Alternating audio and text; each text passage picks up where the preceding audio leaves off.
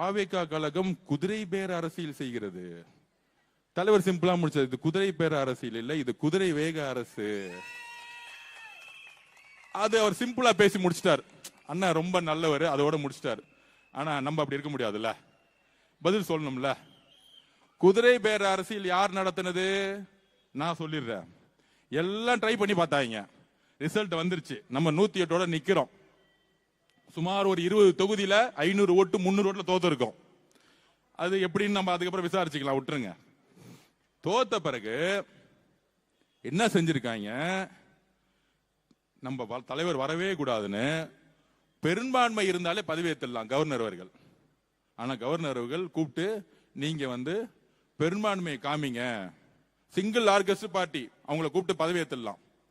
ஆனா கவர்னர் அவர்கள் ஒரு கான்ஸ்டிடியூஷனுக்கு எதிராக 118 காமிங்க, கோர்ட்டுக்கு போனா 1 மாசம் ஆயிடும், வேண்டாம் நம்ம பெரும்பான்மை காமிச்சிருன்னு எடுத்த உடனே முதல்ல வந்தது தலைவர் ராகுல் காந்தி அவர்கள். தமிழ்நாட்டுடைய சூழ்நிலையை புரிந்து தமிழக வெற்றி கழகம் தலை வணங்குகிறது திரு ராகுல் காந்தி அவர்களை.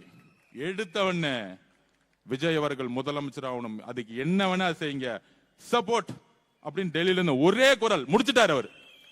வந்த அடுத்த நாள் காங்கிரஸ் இருந்து நம்ம அண்ணன் செல்வம் திமுக இருந்தாரு, எங்க தலைவர் சொல்றதா ஸ்டாண்ட். அரசியல் சூழ்நிலை அன்னைக்கே மாறிடுச்சு, எலெக்ஷன் முடிஞ்சோடனே மாறிடுச்சு.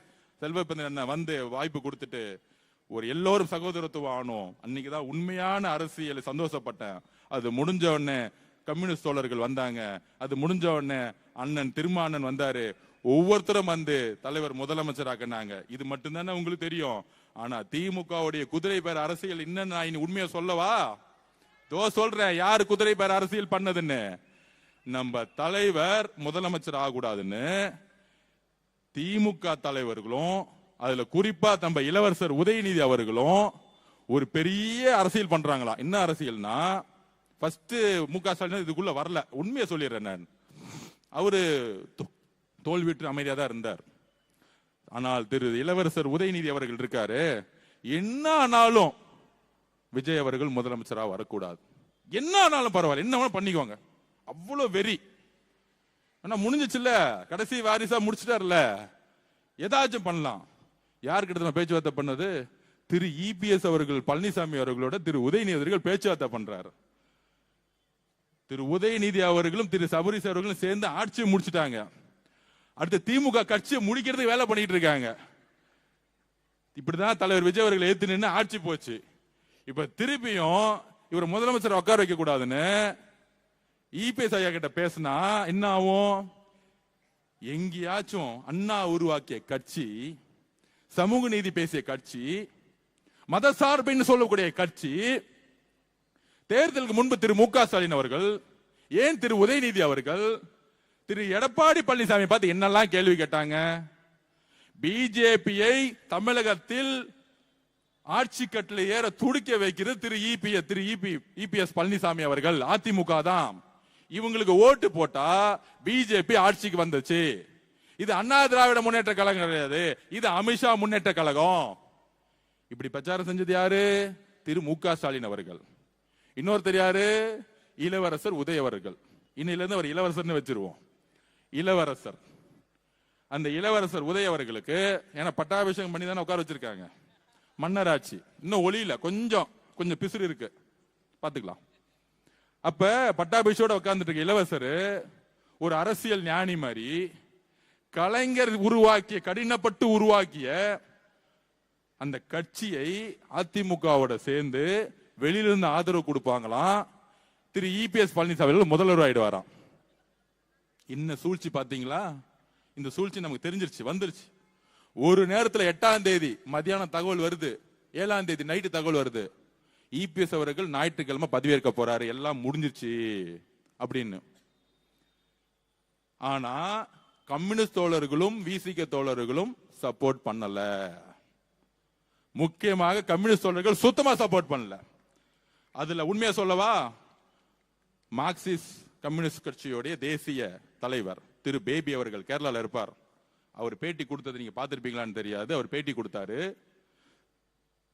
மத சார்பற்ற கொள்கையில் உறுதியா இருக்கக்கூடியவர் பேபி அவர்கள், மார்க்சிஸ்ட் கட்சியோடைய தலைவர்.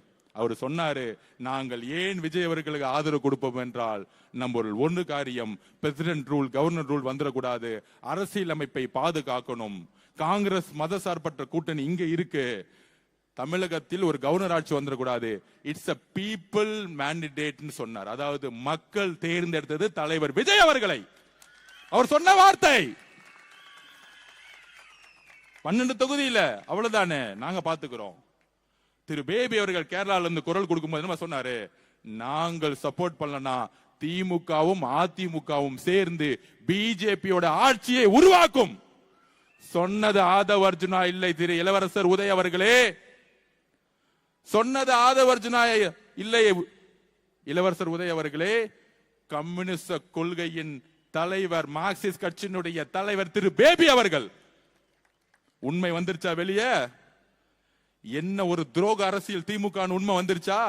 யாரு குதிரை பேரை நடத்தினது? அந்த குதிரை பேரை நடத்தினது யார் சொல்லுவா? லிஸ்ட் நான் சொல்றேன். பாஷ்யம் கம்பெனியுடைய ஓனர் புரோக்கர் வேலையை பார்த்தாப்ல. அடுத்தது ஓப்பனா சொல்லிடணும்ல யார் யாரெல்லாம் தலைவருக்கு எதிராக சூழ்ச்சி செஞ்சாங்கன்னு. பாஷ்யம் கம்பெனியுடைய ஓனர் ரியல் எஸ்டேட் வேலையை பார்க்காம ஆட்சி மாற்றத்துக்கு இங்க உட்காந்துக்கிட்டு கவர்னரோட சேர்ந்து உட்காந்துட்டு சேர்ந்தது ஒரு கம்பெனியோட நிறுவனர். அதோட சேர்ந்து திரு உதயநிதி அவர்கள், அதோட சேர்ந்து திரு இபிஎஸ் பழனிசாமி, முன்னாள் முதலமைச்சர் பழனிசாமியுடைய மகன் திரு மிதுன் அவர்கள்.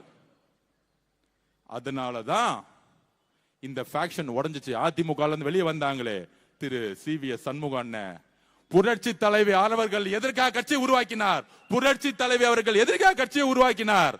இந்த திமுக சீய கட்சியை ஒழிக்க. ஆனா அப்படி உருவாக்கின கட்சியை திரு இபிஎஸ் ஐயா அவர்கள் திமுக ஸ்டாலினோட சேர்ந்துட்டு ஒரே ஒரு காரணம், தலைவர் விஜய் அவர்கள் முதலமைச்சரா வரக்கூடாது. எந்த கொள்கையும் கிடையாது, குறிக்கோளும் கிடையாது, கெட்ட மதசார்பற்ற கொள்கையா. இதை சொன்னது திரு பேபி அவர்கள், மார்க்சிஸ்ட் கம்யூனிஸ்டோட தலைவர். நாங்கள் ஆதரவு கொடுக்கவில்லை என்றால் திமுகவும் அதிமுகவும் பிஜேபியும் சேர்ந்து இங்கு ஒரு ஆட்சியை உருவாக்கும், அதற்கு நாங்கள் கடுமையாக ஏற்று நிற்போம். சொன்னது திரு பேபி அவர்கள், சொன்னது காங்கிரஸ், சொன்னது விசிகே, சொன்னது ஐயுஎம்எல். எல்லா மதசார்பற்ற கொள்கைகளும் தலைவர் அவர்கள் 108 தொகுதி ஜெயிச்சா வந்தன. நினைச்சிருந்தா தோழர்களே, அரசியலை உள்வாங்குங்கள். நினைச்சிருந்தா ஒரே போன் கால் டெல்லிக்கு போன் பண்ணி, ஒரே ஒரு போன் கால் இபிஎஸ் ஐயா போன் பண்ணி, உங்க 47 எம்எல்ஏ எனக்கு கொடுத்துருங்க, நான் முதலமைச்சர் ஆயிடுறேன், நம்ம பகிர்ந்துலாம் சொன்னா அவங்க ஓடி வந்திருப்பாங்களா? ஓடி வந்திருக்க மாட்டாங்களா? சொல்லுங்க. ஆனால் ஏன் 47 எம்எல்ஏ தூக்கி போட்டு தலைவர் ராகுல் காந்தி அவர்களுடன் 5 எம்எல்ஏ இணைந்தார்? எங்களுடைய தலைவர் 108 இருந்து 5 போச்சுன்னா 113 தானே. 47 முக்கியமா 105 முக்கியமா அப்படின்னு எங்களுடைய தலைவர் யோசிச்சிருந்தா, வெறும் பதவி அரசியல், பண அரசியலை நோக்கி இருந்தா, இபிஎஸ் மாதிரியோ இல்ல உங்க தந்தை மு க ஸ்டாலின் மாதிரியோ உதயநிதி மாதிரியே சிந்தித்திருந்தா 47 பேரை நோக்கி போயிருப்பாங்க. ஆனால் எங்களுடைய தலைவர் விஜய் அவர்கள் யோசித்து மதசார்பற்ற கொள்கையில், சமூக நீதி கொள்கையில் நான் உறுதியாக இருந்து, இஸ்லாமிய சகோதரர்களும் கிறிஸ்தவ சகோதரர்களும் என்னை தேர்ந்தெடுத்தார்கள். நான் கொள்கையில் இருந்து விலக மாட்டேன். அந்த உறுதியான கொள்கையில் ஒரு கால் கொடுத்தாரு திரு ராகுல் காந்தி அவர்களுக்கு. ஆதவ அர்ஜுனா அவர்களே, 5 எம்எல்ஏ 10 எம்எல்ஏ முக்குள்ள நம்ம கொள்கையில உறுதியா இருக்கணும்னு எங்களுக்கெல்லாம் ஒரு வகுப்பு எடுத்து நாங்க எல்லாரும், நான் உட்பட்ட கட்சியில் உட்பட்ட மதசார்பற்ற கொள்கையில் நாம் உறுதியாக இருக்குங்கிறத பதிவு பண்ணது எங்களுடைய தலைவர். 75 வருஷ கட்சிங்கிறீங்களே, நீங்க ஏன் அதிமுக இஸ்லாமிய சகோதரர்களை கிறிஸ்தவ சகோதரர்களை கேள்வி எழுப்புங்கள். அதிமுகவும் திமுகவும் சேர்ந்து ஏன் ஆட்சி உருவாக்கி துடிச்சது? உடனே நாங்களாம் அப்படிலாம் நினைக்கலையே சொல்லுவாங்க. அதுக்கு நான் ஒரு உண்மையை சொல்லணும்ல. அந்த கட்சியோடைய மீட்டிங் நடந்துச்சு. வெளியே டிகேஎஸ் இளங்கோவன் தெரியும், செய்தி தொடர்பாளர், உங்களுக்கு தெரியும், பெரியாரிஸ்ட். அவர் தான் செய்தி தொடர்பாளர் திமுக. அவர்கிட்ட ஃபர்ஸ்ட் சொல்றாரு, அவரு நாங்க அதிமுக எல்லாம் சேர மாட்டோம். இப்ப 2 நாள் எல்லாம் டைப் பண்ணி கம்யூனிஸ்ட் தோழர்கள் ஏத்த பிறகு சொல்றாங்க. திருப்பி அடுத்த கொஸ்டின் கேட்கிறாரு, நீங்க சேருவீங்களான்னு கேட்டா, எங்களுடைய தலைவர் மு க ஸ்டாலின் அவர்கள் நினைத்தால் நாங்க அதிமுகவோட சேருவோம். இப்படி யாராவது சொல்லுவாங்களா? இப்படி யாராவது சொல்லுவாங்களா? கலைஞர் அவர்கள் உயிரோடு இருக்கும்போது சொல்ல முடியுமா? இல்ல அதிமுக புரட்சி தலைவர் அம்மா அவர்கள் உயிரோடு இருக்கும்போது சொல்லுவாங்களா அப்படி? ஆனா டிகே சொல்ல சொன்னாரு, எங்க தலைவர்கள் சொன்னா நாங்க அதிமுகவோட சேருவோம். அப்ப தெரியுதா உள்ள என்ன நடந்துகிட்டு இருக்குன்னு? அங்க மாட்டிக்கிட்டாங்களா அந்த பேட்டியில? அப்ப எல்லாம் ட்ரை பண்ணி கம்யூனிஸ்ட் தோழர்களும் இஸ்லாமிய சகோதரர்களும் நம்மளுடைய திருமானனும் எதிர்த்த ஒரு காரணத்தினால் அதை வாபஸ் வாங்க பார்த்தாங்க. வாபஸ் வாங்கிட்டாங்க. நடக்காது. ஏன்னா அவங்களுக்கு பெரும்பான்மை இல்ல. எல்லாரும் ஒண்ணுன்னா 113 114 சரிசமமா நிக்குது. அரசியல் இதுதான். ஆனால் திரு ராகுல் காந்தி அவர்கள் நம்மளுடைய தலைவரை முதலமைச்சராக உறுதியா நின்று, கம்யூனிஸ்ட் தலைவர்களும் நின்று, அண்ணன் திருமானம் நின்று, ஐஎம்எல் இஸ்லாமிய சகோதரர்களும் நின்று, இன்றைக்கு உண்மையான மதசார்பற்ற கொள்கை கொண்ட தலைவர்களை தமிழ்நாடு உருவாக்கி இருக்கிறது. இதுதான் வெற்றி தமிழக வெற்றி கழகத்திற்கு. மக்கள் ஒரு நல்ல தலைவனை தேர்ந்தெடுத்தார்கள். கூட்டணி கட்சி தலைவர்கள் ஒரு நல்ல மதசார்பற்ற அரசியலை உருவாக்கி விட்டார்கள். தேர்தலுக்கு முன்பு உங்களோட இருந்தேன்னு சொல்றாங்களே, இருந்திருந்தா அவங்களுக்கு நீங்க உண்மையா இருந்திருக்கணும். அதிமுக பேசியிருக்க கூடாது. கலைஞர் காலத்தில் எந்த தோல்வி நடந்தாலும், ஏன் கலைஞர் 2 தொகுதி ஜெயிச்சாலும் எப்பொழுதும் தன்னுடைய கொள்கைகளில் விட்டு கொடுத்தது கிடையாது. ஆனால் அவருடைய மகன் திரு மு.க. ஸ்டாலின் அவர்கள், இளவரசர் உதய அவர்கள் கட்சியை மதிக்கிறது இல்ல, கூட்டணியை மதிக்கிறது இல்ல, கொள்கையை மதிக்கிறது இல்ல. பணம் பணம் பணம், இதுதான் அவங்களுடைய மிகப்பெரிய தோல்வி. இப்ப தெரிஞ்சா என்ன உண்மை நடந்துச்சுன்னு அந்த 5 நாள் நாங்க தூங்கி 10 நாள் ஆச்சு. இன்னைக்கு நேத்து நைட்டு தான் தூங்கின. தலைவர் முதலமைச்சரா 144 பேர் ஜெயிச்ச பிறகு அன்னைக்குதான் எங்களுக்கு தூக்கம் வந்துச்சு. அதுலயும் பாருங்க திமுகவோட சூழ்ச்சி. திருப்பத்தூர்ல ஒரு எம்எல்ஏ ஜெயிச்சோம், கேஸ ஃபைல் பண்ணாங்க. அந்த கேஸ உடனடியா கொண்டு வந்தாங்க சண்டே. அந்த சண்டே கேஸ் கொண்டு வந்து அன்னைக்கு ஆர்குமெண்ட் பண்ணாங்க. சென்னை உயர்நீதிமன்றம் எப்பொழுதும் சண்டே கேஸ் எடுத்ததே கிடையாது. திமுகவோட வழக்கறிஞர்கள் எல்லாம் போய் கேஸ் நடத்துறாங்க. அந்த எம்எல்ஏவை ஓட்டு போட விடக்கூடாதுன்னு சொல்லி வச்ச மாதிரி ஓட்டு போடுறதுக்கு, அதாவது நம்பிக்கையில்லா தீர்மானம் நடக்கிறதுக்கு ஒரு நாளுக்கு முன்னாடி ஸ்டே கொடுத்துட்டாங்க, ஒரு ஓட்டு போடக்கூடாதுன்னு. திமுகவோட சூழ்ச்சி தெரிஞ்சா அப்ப உடனடியா சுப்ரீம் கோர்ட் போனோம். அடுத்த நாளே சென்னை உயர்நீதிமன்றத்தை கண்டிச்சு இது ஜனநாயகத்துக்கு எதிரான தீர்ப்புன்னு சொல்லி திருப்பியும் ஒரு ஓட்டை வந்து நம்ம கொடுத்துட்டாங்க. எந்த அளவிற்கு அழுத்தம் பாருங்க திமுக. அதை உதயநிதி சொல்றாரு, உயர்நீதிமன்றம் வந்து ஒரு அந்த வேட்பாளர்கள் வந்து ஓட்டு போடுன்னு சொல்லிட்டாங்க, குதிரை பேர நடத்துறேன்னு சொல்றாங்க. உச்சநீதிமன்றம் தூக்கி எறிஞ்சிருச்சு. அப்ப எந்த அளவுக்கு தலைவர் விஜய் அவர்கள் அந்த சீட்ல உட்கார்ந்துடவே கூடாது. கவர்னர் ஆட்சி வந்தாலும் சரி, ஆனா அறிக்கை மட்டும் அழகா ஒரு மு.க. ஸ்டாலின் அவர்கள்கிட்ட. நான் ஏற்கனவே சொன்னேன், சன் டிவில ஒரு குணா அவர்கள் பேட்டி கொடுத்தாரு.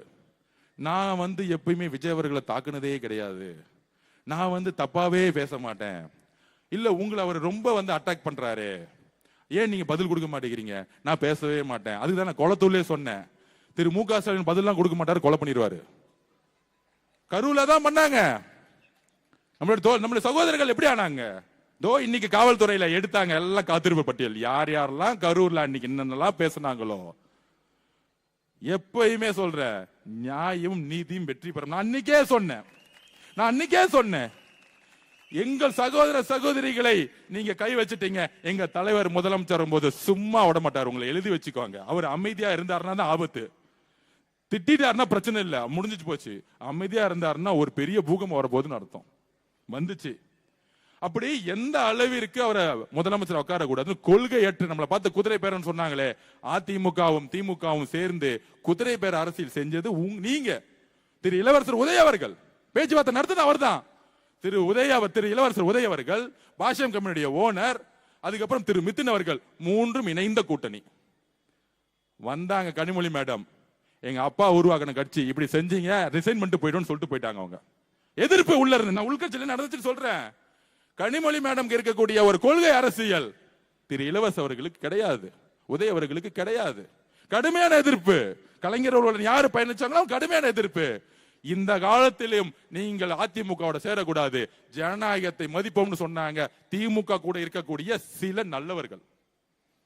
அதுக்கப்புறம் தான் திரு மு.க. ஸ்டாலின் அவர்கள் கம்யூனிஸ்ட் எல்லாம் வாபஸ் பண்ணிட்டாங்க, நம்ம அமைதியா ஒரு ஸ்டேட்மெண்ட் ரெடி பண்ணிட்டார் நல்லவர் மாதிரி, நாங்கள் ஜனநாயகத்தை மதித்த எதிர்கட்சியா நடத்துவோம். அது நீங்க என்ன சொல்றது, மக்களே தீர்ப்பு கொடுத்துட்டாங்க.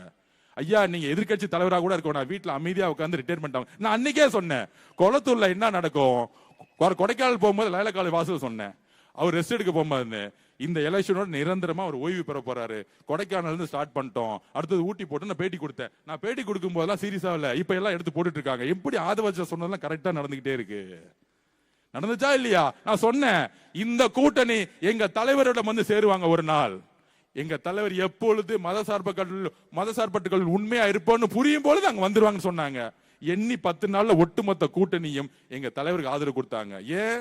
எங்க தலைவர் அதிமுகவோடு பேசல, 47 எம்எல்ஏ பேசல, திரு ராகுல் காந்தி அவருக்கு அழைப்பு கொடுத்தார். அப்படி சபையில அப்படி அந்த பதவியேற்பு பாருங்க, பக்கத்துல ராகுல் காந்தி அவர்கள், பக்கத்துல அண்ணன், என்ன ஒரு கண்கொள்ளா காட்சி.